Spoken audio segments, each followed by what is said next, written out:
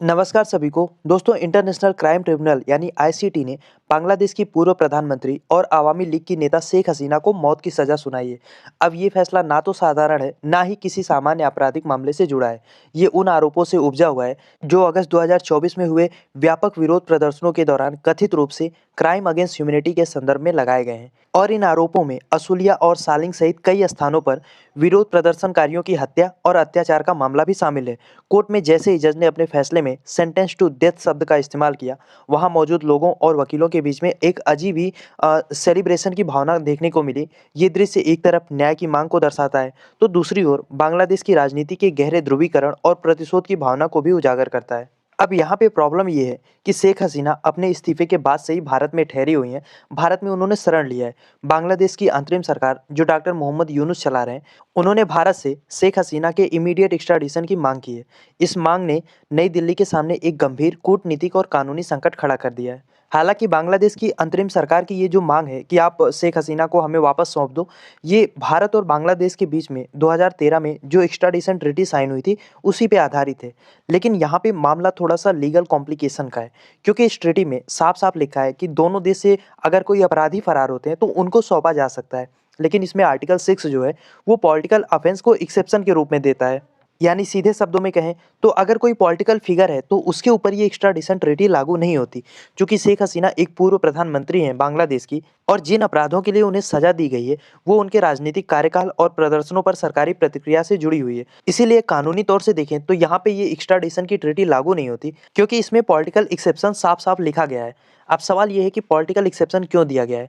देखिए, जो आर्टिकल 6 है ना, इसको बहुत सोच समझ के ही इस एक्स्ट्राडिशन की ट्रीटी में शामिल किया गया है। और इसको शामिल करने का ऐतिहासिक रीजन ये है कि कल को अगर बांग्लादेश में तख्ता पलट होता है या सैन्य शासन आता है, तो लोकतांत्रिक नेताओं को राजनीतिक प्रतिशोध के लिए इस क्लास के जरिए बचाया जा सके। क्योंकि आप कल्पना कीजिए, कल को बांग्लादेश में सेना तख्ता पलट कर ले, फिर यूनुस भी भारत में भाग आए, फिर तो वही सेना यूनुस को भी कहेगी कि आप एक्स्ट्राडाइट कर दो, भारत से कहेगी कि आप यूनुस को दे दो, जैसे आज ये शेख हसीना को मांग रहे हैं। फिर उस पर कोई सा भी अगर नेता निर्दोष भी है तो उस पर कोई सा भी मनगढ़ंत आरोप लगा के उसको सजा सुना देंगे, फांसी दे देंगे। तो अगर इस ट्रीटी में आर्टिकल 6 यानी ये क्लास नहीं होता जिसमें पॉलिटिकल एक्सेप्शन दिया गया है, तो यूनुस की मांग जो है कि शेख हसीना को हमें वापस सौंपो, ये ज्यादा वैलिड होती और भारत को शायद उन्हें सौंपना भी पड़ता। इसीलिए ये क्लास ना केवल शेख हसीना को बचा रहा है, बल्कि जो पॉलिटिकल असाइलम के सिद्धांत हैं उसको भी मजबूत कर रहा है। हालांकि बांग्लादेश की इंटरिम सरकार भारत पे अनफ्रेंडली होने का आरोप लगा रही है और कह रही है कि शेख हसीना को शरण देना दोनों देशों के गहन संबंधों के खिलाफ है। हालांकि आप इसको एक डिप्लोमेटिक प्रेशर मान सकते हैं, खासतौर पर तब जब दोनों देशों के बीच में 4000 किलोमीटर से लंबा बॉर्डर है, जहाँ पे ट्रांस बॉर्डर क्राइम और टेररिज्म से निपटने के लिए दोनों देशों में सहयोग बहुत ज़्यादा इंपॉर्टेंट है। अब यहाँ पे भारत के सामने दो रास्ते हैं। पहला ये कि बांग्लादेश के इस डिप्लोमेटिक प्रेशर के आगे झुक जाए, या यूं कह ले कि बांग्लादेश के जो इंटरिम गवर्नमेंट है उसकी बात मान ले। अब अगर भारत ऐसा करता है तो बांग्लादेश की इंटरिम गवर्नमेंट को ये संतुष्ट तो कर देगा, लेकिन ये कानूनी सिद्धांतों और जो ट्रीटी की स्पिरिट होती है, उसकी जो भावना होती है, उसका उल्लंघन होगा, जिससे भविष्य में भारत की जो इंटरनेशनल क्रेडिबिलिटी है या और देशों के साथ जो हमारी ट्रीटी है उस पर भी सवाल उठ सकते हैं। दूसरा रास्ता ये है कि हम अपने कानूनी सिद्धांतों से, या यूं कहें कि उस ट्रीटी के सिद्धांतों पे ही टिके रहें। इससे भारत का ये रुख होगा कि हम किसी भी वैध लोकतांत्रिक प्रक्रिया का समर्थन तो करते हैं, लेकिन हम राजनीतिक प्रतिशोध का समर्थन नहीं करते। भारत का अंतिम लक्ष्य बांग्लादेश की स्थिरता है। अब अगर हम आईसीटी की बात करें, यानी कि इंटरनेशनल क्राइम ट्रिब्यूनल्स, इसको 2009 में शेख हसीना की सरकार ने ही बनाया था। और इसका प्राइमरी पर्पज ये था कि 1971 के लिबरेशन वार के दौरान जो भी युद्ध अपराध हुए थे उनके दोषियों को सजा देना, खासकर उन लोगों को जिन्होंने पाकिस्तानी सेना का साथ दिया था। ये एक तरीके से, भले इसके नाम में इंटरनेशनल लगाओ, लेकिन ये एक डोमेस्टिक कोर्ट है, तो आप इसको कहीं से भी संयुक्त राष्ट्र या किसी भी इंटरनेशनल फोरम से जोड़ने की कोशिश मत करना। ये अंतर्राष्ट्रीय न्यायालय नहीं है, बांग्लादेश का घरेलू न्यायालय है। तो अब यही आईसीटी 1971 के युद्ध अपराधियों के बजाय अगस्त 2024 के प्रदर्शनों से संबंधित मामलों में अपने ही देश के पूर्व प्रधानमंत्री को सजा दे रहा है। शेख हसीना के समर्थक इस प्रक्रिया को फर्जी मुकदमा और राजनीतिक प्रतिशोध का औजार बता रहे हैं। उनका तर्क ये है कि जिस तेजी से ये मामला चला और फैसला आया, उससे ये स्पष्ट है कि इसका उद्देश्य न्याय से ज्यादा राजनीतिक सफाया करना है। वहीं दूसरी ओर जो इनकी अंतरिम गवर्नमेंट है, उनका कहना यह है कि ये न्यायपालिका की स्वतंत्रता का प्रमाण है। वो तर्क ये दे रहे हैं कि किसी भी पूर्व नेता को मानवता के खिलाफ अपराधों की छूट नहीं मिलनी चाहिए। जो शेख हसीना के विरोध में है, वो इसको अगस्त क्रांति या जो उसमें मारे गए प्रदर्शनकारी हैं उनके लिए न्याय का प्रतीक बता रहे हैं। ये न्यायिक प्रक्रिया स्वयं बांग्लादेश के लोकतंत्र के लिए एक बड़ा सवाल खड़ा करती है कि क्या देश की न्यायपालिका सत्ता परिवर्तन के बाद भी राजनीतिक प्रभाव से मुक्त रह सकती है। हालांकि अगर हम भारत की बात करें तो भारत ने इस पूरे घटनाक्रम पर एक सतर्क और संतुलित बयान दिया है। भारत सरकार ने शेख हसीना या डॉक्टर यूनुस का नाम लिए बिना कहा है कि एक घनिष्ठ पड़ोसी के रूप में भारत बांग्लादेश के लोगों के सर्वोत्तम हितों के लिए प्रतिबद्ध है, जिसमें उस देश में शांति, लोकतंत्र, समावेशन और स्थिरता शामिल है। हम इस उद्देश्य के लिए सभी स्टेक होल्डर्स के साथ कंस्ट्रक्टिव रूप से जुड़े रहेंगे। अब भारत के इस बयान को अगर आप बिटवीन द लाइंस पढ़ोगे तो आपको पता चलेगा कि भारत लोकतंत्र और समावेशन यानी इंक्लूजन पर ज़्यादा जोर दे रहा है और बिना कहे राजनीतिक सफाई और अस्थिरता के प्रयासों का विरोध कर रहा है।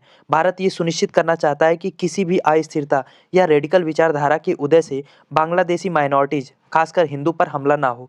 शेख हसीना के शासनकाल में हालांकि बहुत सारी प्रॉब्लम भी थी, लेकिन भारत विरोधी और कट्टरपंथी तत्वों को नियंत्रण में रखा भी जाता था। भारत के लिए सबसे बड़ी प्राथमिकता बांग्लादेश की स्थिरता है, क्योंकि अस्थिरता से अवैध घुसपैठ हमारे यहाँ पे बढ़ सकते हैं। इसके अलावा स्मगलिंग, आतंकवाद का खतरा भी सीधे भारत के जो नॉर्थ ईस्ट के राज्य हैं जो ऑलरेडी बहुत सेंसिटिव हैं वहाँ पे बढ़ सकता है। इसके अलावा बांग्लादेश एशिया में भारत और चाइना के बीच अपना अपना स्फीयर ऑफ इन्फ्लुएंस बढ़ाने का एक महत्वपूर्ण बैटल ग्राउंड भी है। शेख हसीना के समय में बांग्लादेश काफी ज्यादा प्रो इंडिया था, लेकिन अगर बांग्लादेश में इनस्टेबिलिटी बनी रहती है और अंतरिम सरकार में रेडिकल या चीन समर्थक तत्व मजबूत होते हैं तो इससे भारत का जो स्ट्रेटेजिक इंटरेस्ट है उसके लिए भी एक बड़ा खतरा हो सकता है।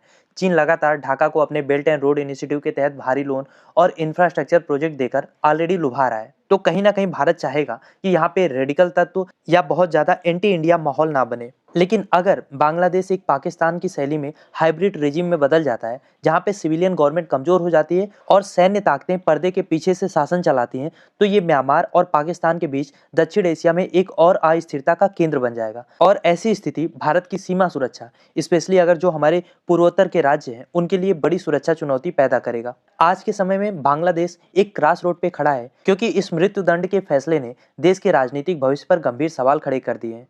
डॉक्टर यूनुस की अंतरिम सरकार का मुख्य जनादेश निष्पक्ष और स्वतंत्र चुनाव कराना था, लेकिन जिस तरीके से ये इंटरिम गवर्नमेंट जो राजनीतिक विरोध है उसको दबाने में लगा है, ऐसा लग नहीं रहा कि ये लोग निष्पक्ष चुनाव करा पाएंगे। शेख हसीना की पार्टी और उसके जो आवामी लीग के नेता हैं वो तो या इस समय जेल में है या भूमिगत हो गए हैं। लेकिन दोस्तों, ये जो फैसला आया है ना, ये बताता है कि लोकतंत्र में सत्ता का परिवर्तन कितना नाजुक हो सकता है। अगर राजनीतिक संघर्ष न्यायिक प्रतिशोध में बदल जाए तो देश की संस्थाएं कमजोर हो जाती हैं और सिविल वार जैसी स्थिति बनने की संभावना बढ़ जाती है। अब भारत को यहाँ पे एक एक कदम बहुत संभाल के रखना होगा। भारत को बांग्लादेश की अंतरिम सरकार और अंतर्राष्ट्रीय समुदाय दोनों के साथ पारदर्शिता के साथ संवाद करना होगा।